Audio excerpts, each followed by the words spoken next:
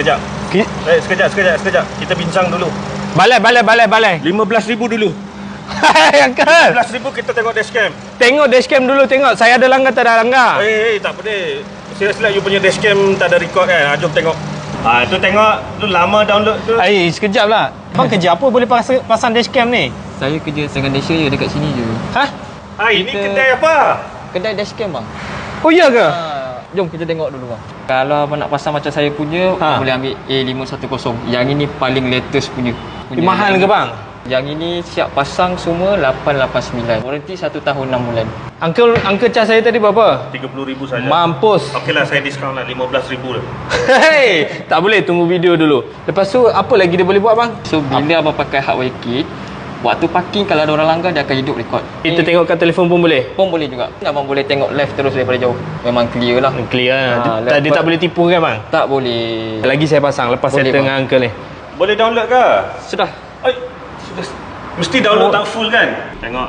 Tengok. Mana kereta saya tadi bang? Oh, kesian orang tua sudah kena langgar. Ui, tak kena pun. Tak kena? Jauh. Itu kenapa tu?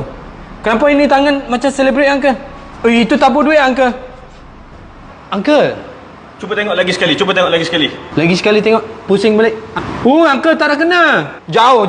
Uncle map. Oi, uncle tadi mana? Hilang lah. Hah? Uncle. Dah lari kot. Hei. Saya ada ahli kereta ke? Tak ada. Wah, ini uncle sudah ambil aku punya kereta. Oyo. Bang, kereta dah tak ada bang. Uncle tu curi lah bang. Itulah lain kali kena pasang dashcam lah. Pasang kat mana? Dekat Malaysia bang. So kalau macam yang dashcam 70 mile ni, dia ada fungsi GPS. Abang boleh find my car dekat mana. Boleh tengok kereta kat mana? Boleh tengok kereta dekat mana. Aduh, ini uncle banyak tipu ini uncle.